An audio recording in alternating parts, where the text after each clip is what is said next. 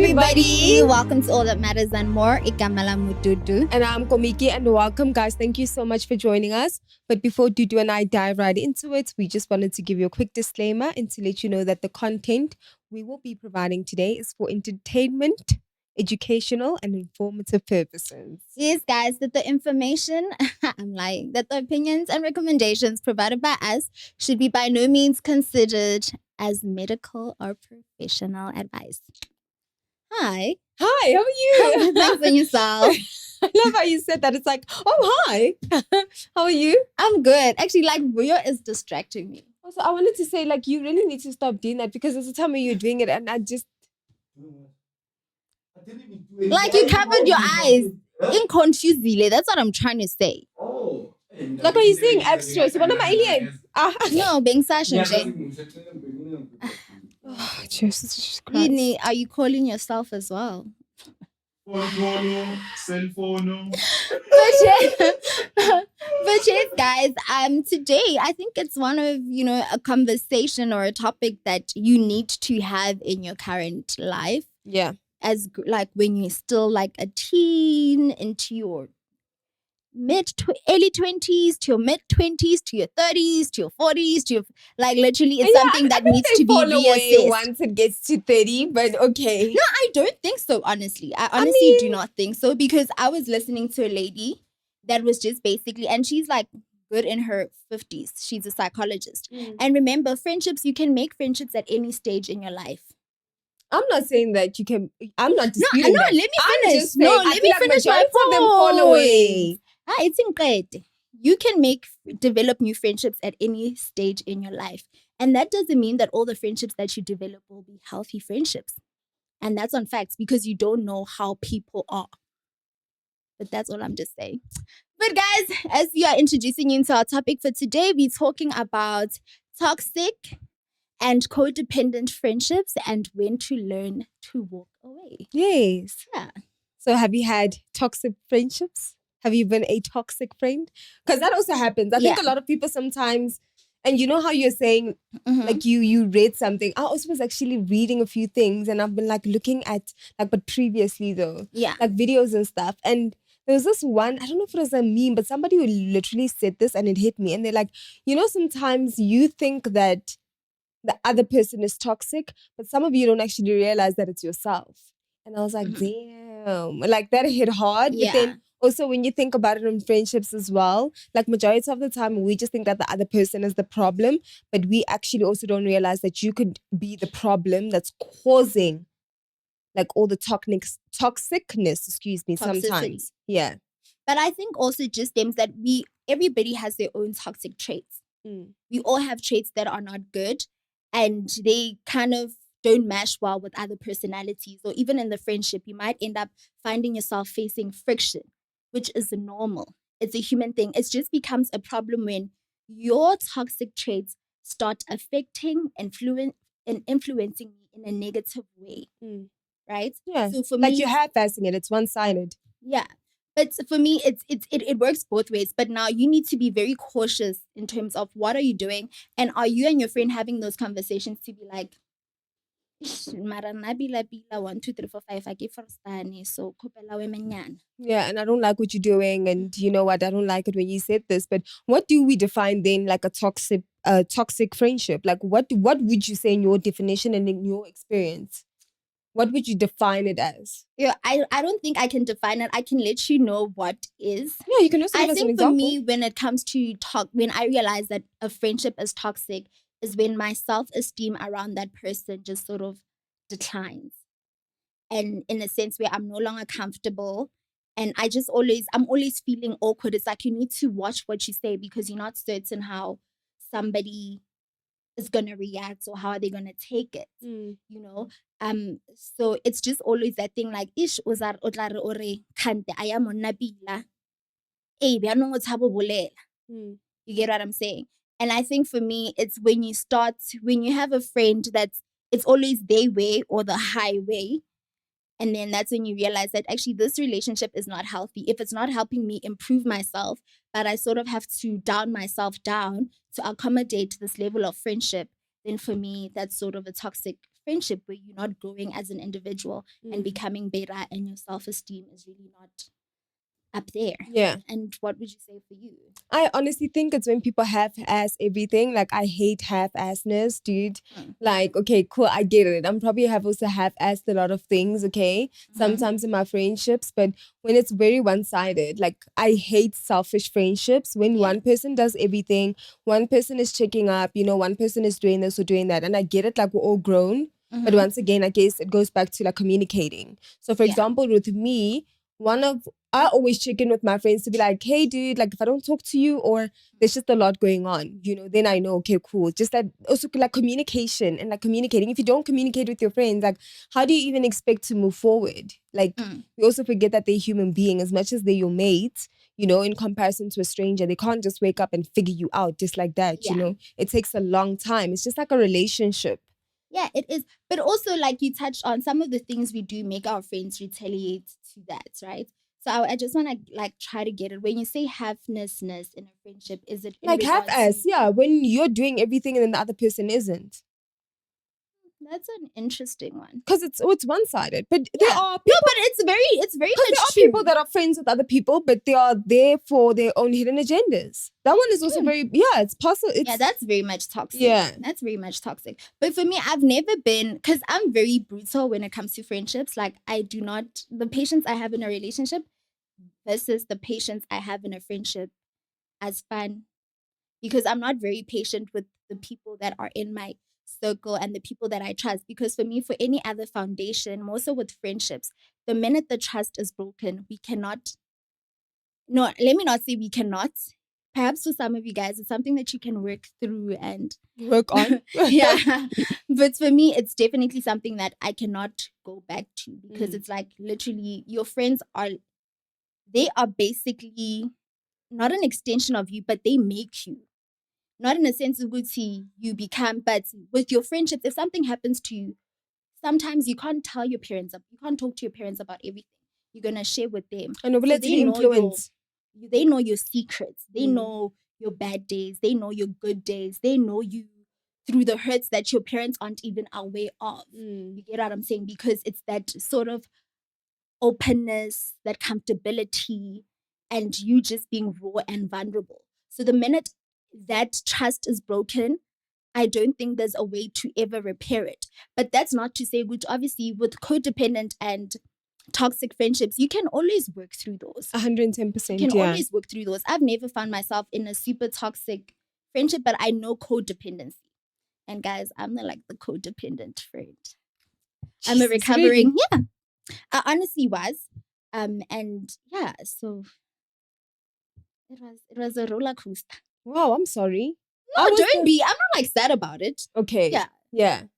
But hence why I said the half-assness. I was the one that was doing everything in the relationship. And I think for me, when I sat down and I realized it, I was just like, so why was I doing the things that I was doing for this person? Is it more of a me thing that I need to sort out? You know, because to a certain extent, I can't really blame her for everything. So I was more of the, let me do this, let me do that, let me do this, let me do that. But then I also realized, hore, you know, you can't do all of that for everybody. I just needed to be selective. So that's why that one I kind of realized, oh, maybe I also need to figure out my own shit, because I could have been deflecting and then assuming that it's a friendship, but it's not, because that also can be a part of being toxic. You can't just, you know, I always say you can't just sometimes be with someone for the sake of being with someone. Live friendships, dude. Like you said, these people have a massive influence on you. Not just only that, dude, but let's be honest. If you're literally with someone 24/7, your mental health, dude, like your mind and the way that you think, the way that you formulate. Yeah, dude. And if obviously they come with negative perspectives or they are toxic, then honestly speaking, that could break you.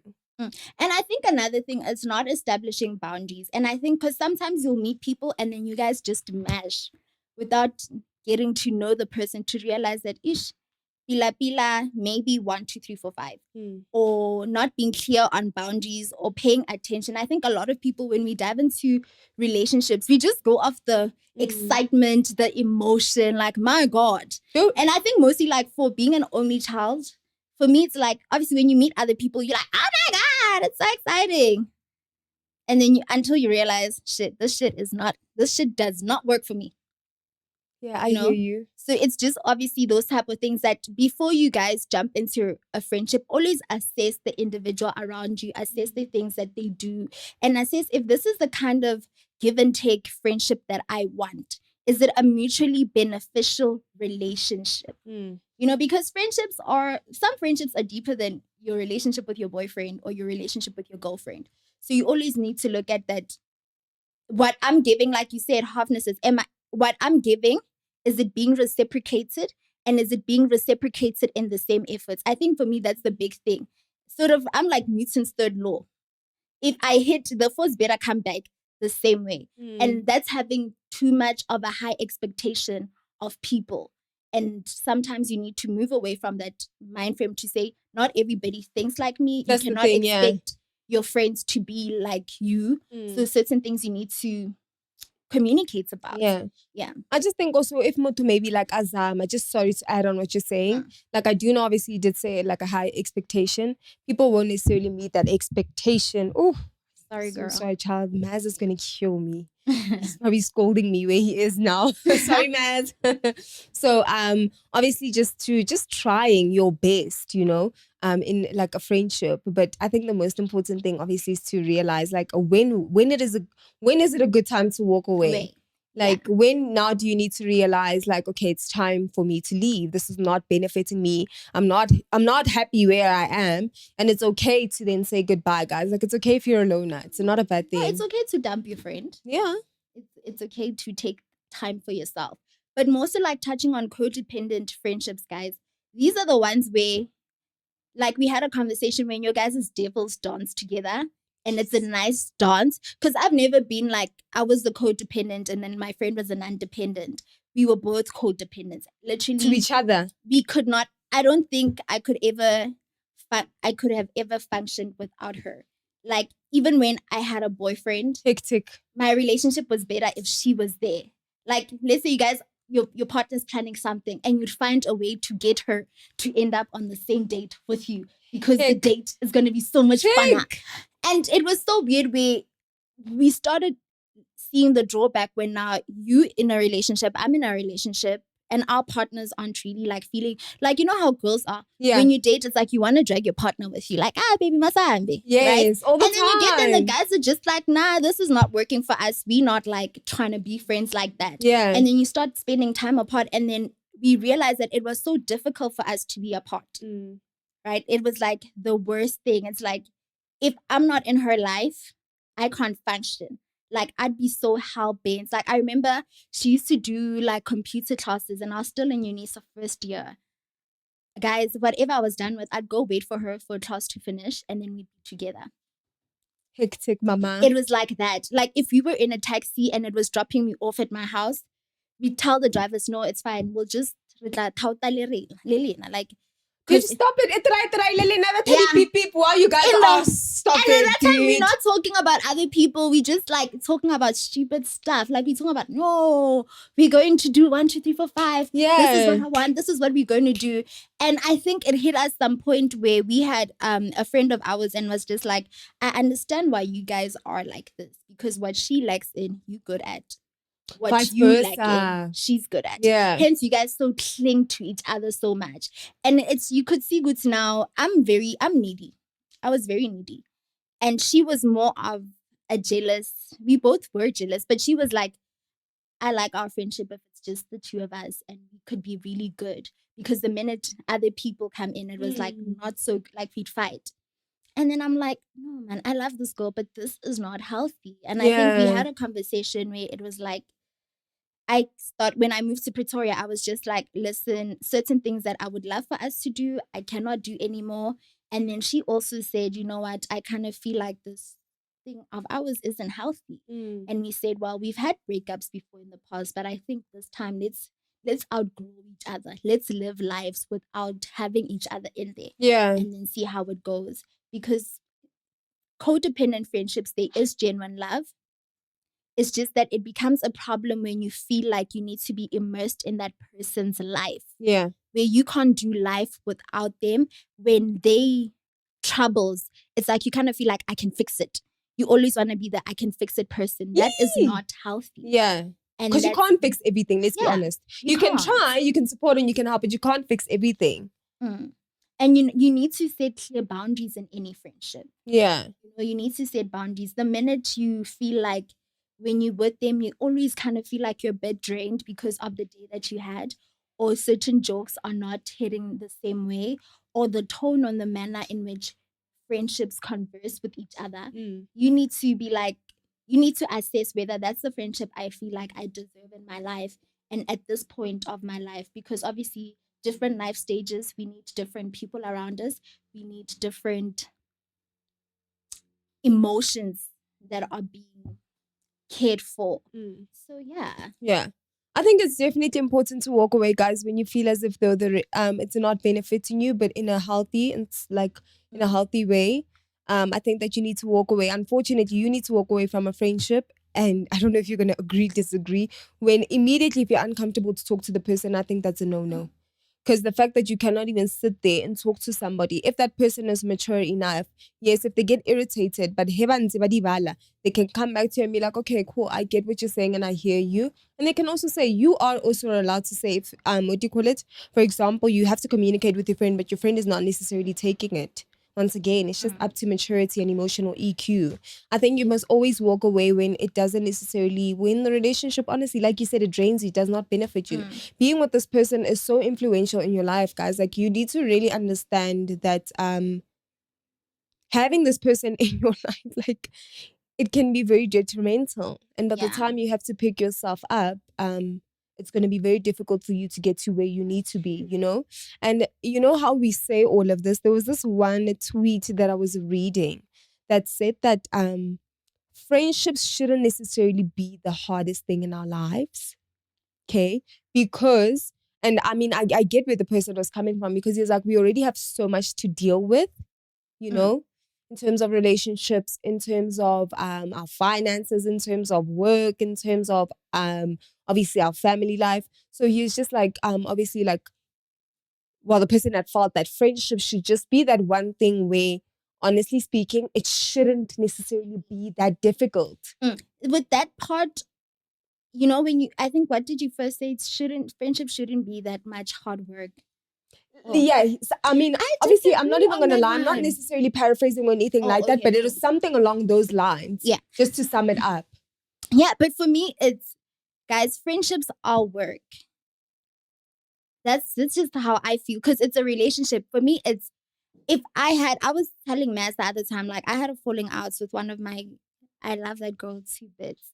And I've had a falling out with most of my friends. And I don't have, in my close circle, it's about 10 to 15 years of friendship, right? So that's just 5 girls, 10 to 15 years. That's how we weigh. And she's a new friend, right? So that means we have like 6 years of friendship. So she's fairly new. And I was telling Maz, I was like, you know, it really hurt me that 1, 2, 3, 4, 5 happened in our friendship. And I don't like it. And if I'm going to say that friendships aren't work, I could literally be like, okay, because I wasn't happy, that's fine, I can lose her. I mean, we haven't been talking for a while until she reached out. So I was like, it's fine, she can. But because I value the input she has in my life. I value when I go to her and I say, Matata Ash. You get what I'm saying? Like, it's that type of go, you get what I'm saying? And hence, it's like those kind of friendships where you need to reassess, to be like, as much as you have toxic 1, 2, 3, 4, 5, 6. Yeah. Right? I acknowledge that. I have toxic 1, 2, 3, 4, 5, 6.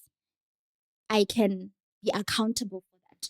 Right? What happened wasn't nice, but now we are building a relationship to say, this is the kind of bond that I want. I want our friendship to stand the test of time. And if I want that with you, because at the end of the day, you choose the people you want in your life. Right? You don't get people and they come in, you choose. Right? It's a choice that we make every single day. Yeah. And it's going out to say, listen, fine, this is the problem, we're not good, but I don't want to lose you. I don't want to lose you either. Let's put in the work. You know, I'm not sure if you watch B. Simone's podcast. Yeah, I do.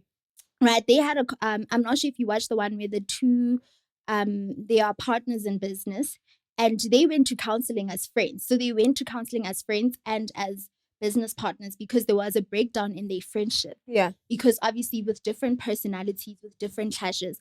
And that says for any relationship to work, whether it's a work relationship, a friendship, you need to put in the work, and you need to choose or decide. Oh, sorry. You need to choose or decide if you want to put in the work. But it shouldn't be that difficult though. Yes, I know you need to put in the work in a friendship, dude. In everything and anything that you do, you always have to put in work, whether you like it or not, you know? How do you then expect to be successful, and how do you expect the beautiful end goal if you're not willing to put in the work? It's like how you say, it's like I can't just say, for example, and we read this, what do you call it? People who are successful and motivational speakers tell us this. I can't say tomorrow I want to own, let's say, for example, a house. Okay, cool. I've said it. What am I doing? Am I checking what's in the market? Am I looking at what's needed for a house? Am I doing all of those things? I get what you're saying, but I just think that yes, you need to put in the work, but it shouldn't be something that's difficult. You can't wake up and have as difficult. Let's just like have that. Again, when you're toxic, that's like difficult. When you now have to wake up and be like, oh, are we really going to do this? Or do I really need this? Or when somebody's not meeting you halfway, you know? Yeah. Or when you even know, I'm giving this person a chance, right? But do I really need to give them a chance as a friend? Are you really understanding? Or let me just put it this way. Are you really understanding why you're their friend or not? Because you also do need to understand why. Yeah, you need to know why you're in the relationship. You know what I'm saying? And also, like you're saying, you will learn a lot about yourself, like in a friendship as well, because you also have a different perspective. You know? You're getting a different perspective from somebody that knows you. And also, I think another thing that maybe we should have touched when it comes to like a toxic trait, guys, I think that also sometimes it's good to have a friend who can say, my girl, I hear you, but also you were wrong. Yeah. In the face of time, yes, they can definitely, defend you 110%. Hey, but behind closed doors, they must be like, my girl, yes, I defended you. Mara, girl, be careful. Because this and this and that could have happened. Or what if I wasn't there? Or next time, if that's the type of behavior you're going to conduct yourself with, okay, that's cool, that's fine. But you won't always get a very supportive reaction. Yeah, that's true. Okay, no, now I need to sort myself out, now I need to, do better in that regard. And then, can I just ask something? I think this would be so beautiful to obviously hear and understand with your codependent friendship. What did you learn out of it, and what can you take from it? Because the codependent, actually, this could have been a topic on its own, my girl. Now that I think about it, it's here now. What did you learn from it? That was very interesting. I think you just and what can our viewers take from it? Yeah, I think, guys, it's also touching on our conversation about setting boundaries. It's so important to set boundaries. Guys, literally, boundaries assist us into becoming our own individual self. Individuation. That's what they call it. Hence, you need to know who you are outside of other people. You need to figure out can I function without this type of person? Can I go out and have just as much fun with the people that I'm with without having that person around? And I think it's just finding your way back to self. Because in a situation like that, you're not self-aware. Yeah. And I think that's a lot of things growing up, because this happened when I was still very young, and I met her when I was in grade 7, and it just kind of grew until we hit 11 years of friendship. So it's sort of that thing that you no man, who am I? I think it's a good question that you need to ask yourself going into friendships, that who am I? Ngiyakwazi ukuyimela na? Yeah. Ngiyazazi ukuthi ngubani as umngani, and ngiyazi ukuthi izinto ezinye umngani wami afuna ukuziyenza akusiyo izinto engifuna ukuziyenza, and I have every right to say not today. Yeah. I'm not doing that.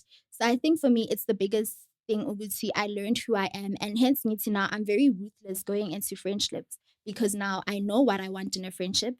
And I sort of know the way I want it. And I'm very articulative about what is it that I would like in a friendship. And I think for me, my friends know that I go above and beyond. And I would literally appreciate that kind of friendship reciprocates it. Yeah. Where it doesn't feel like you touched on half-assness. Yeah. So I think that's one. And I think another thing, time to yourself. No. So get to know yourself, and you can only do that by having time to yourself. And then time with the people like your family. So with your foundation base that can continuously reassure you of the values that you were instilled with at childhood, so that your foundation doesn't shake because of an external influence or force. So yeah. So for you in your toxic friendships or codependent, what would you say? I think in my toxic friendships, I've honestly just learned to have conversations. Like you were saying, like you need to find yourself. I think what I've also learned is that like I needed to actually put my foot down and say no, it's a no, and do what I need to do at that given moment in time. And that's one thing that I've picked up, is that if somebody's not necessarily going to be understanding, there are things that you would come up to me and tell me, this is important. I need to be understanding of it, irregardless and irrespective. So I think understanding, but not just only having the person understand, but I must also... Maz is going to kill me again. Just move your mic like a bit forward. Sorry, Maz. Yeah. And then afterwards, like obviously just making sure that I understand, and then they also have a certain level of understanding towards me as well. But then obviously within a boundary of maturity and emotional EQ and respect, obviously, because we can't take advantage of each other. Not taking advantage of myself, and then not going overboard when I can also clearly see who I'm also not going to work out, you know. You anyway. Just trying to meet someone, honestly speaking, trying to meet someone halfway, trying to show them my true intentions. And just to let them know that, dude, this is who I am. When I can give you more, I will give you more. When I can't, I will try my best, but this is all that I can do. And also, I guess sometimes like just sharing and communicating how I'm feeling, where I am in life, and also checking up on the person, asking them, hey, what are you doing? What have you achieved? And just kind of like just being a very supportive human being, man, because it's so difficult already. We deal with so much. And, you know, just also remember, like you said, to just always make sure I'm constantly putting in the work. You know, because I want to achieve with this person at the end of the day. You want to see each go other and get happy something and grow, whether you want children, whether you want to move to New York, whether you want to open up your own company, you know, or whether this person wasn't necessarily successful. But at the end of the day, I guess they are a good person. So you will obviously accommodate them in whatever space that they want to grow in, as long as you guys are growing together respectfully and effectively. And it doesn't hinder your mental illness. Then yeah, that's what I would say. Those are the things that I learned of, and obviously now keep in mind. No, man. And I guess, is there any last words? No, We can wrap it up. Good, yeah. And yes, guys, that's it from us. Just to finish it off, guys, just like right now where you are, reevaluate and reassess your relationships and the kind of relationships that you want to move forward in this new year that we're in. So to see, and like, is this person as helping me become the better me? Yeah. You know, are they influencing me in the good direction? Yeah. And are they there for solely the right reasons? Yeah. You know, because friends mean a lot to us. Yeah, they do. And yeah, but that's it from me. And to our fabulous friends that are always good to us, that are always kind to us, we love you, okay? Mikey's, bye, donkey. We love you guys very much. Bye, And thank you to being really good and awesome and precious gems from God, because we choosing each other, guys. At the end of the day, you choose. You don't just get a friend. You choose that person. Ma'am. You know, like Babe said, like Babe said, she likes Babe Sumgan, man. Like, yeah, cats, guys, yeah, cats. No, but I also like the fact that you said that. Imagine now if you had to stand there and prove to people, for example, in court, it was just be like, guys, you better. If you cannot stand up and do what Tutu and I just did, and just be like, that ain't your friend, child. Yeah. Oh, guys, this topic will never end. And guys, friends that don't, like, I have a problem when now people around your friend can talk about you, but that's a problem. Like, I think, am I making sense? No, I remember, you've told me about this one, yeah. Yeah. Yeah. No, I do talk a lot, actually. Don't I? No, I do. But guys, honestly, if you're friends with somebody and people are comfortable going to your friend and talking stuff about you, just know that that friend was in a particular conversation where your name was brought up and they didn't say shit. Hence, people feel comfortable to come address things that are meant to tarnish and hinder your friendship ungavumeli usathane, guys. Ungavumeli. Actually, and just don't do that, guys. Like, just stop it. Like, let's not do that, dog. Because Like, for me, that's like a deal breaker. Yeah, just don't do that. Go to your mates and be like, dude, now I don't like what you're doing, and you hurt me. And 1, 2, 3, 4, 5, and 6, guys. If all else fails, it has failed. Unfortunately, we are grown, and like you will find, like the 40-year-old psychologist. She's like, you can even check her. She has like a very prominent YouTube channel. Yeah, okay, cool. You guys can definitely check her out to get more. What's her name? Can I get my phone? Okay, sorry. I don't know, but I'll drop out her handle down there because she does deal with codependency and child-parent relationships and setting boundaries. So you guys, that's another resource that you guys can actually go check out after you've watched our video. When you do get time to like and subscribe on our YouTube channel, That Matters and More, as well as on Instagram, guys. If you do have any questions or you need us to unpack anything, or you just want to give us some love. Okay, we love as well, guys. Then please definitely do drop us a DM on Instagram, Matters and More. And yes, guys, you can definitely hit us up on our email address at imatterandmore@gmail.com. And that's it. Great, bye.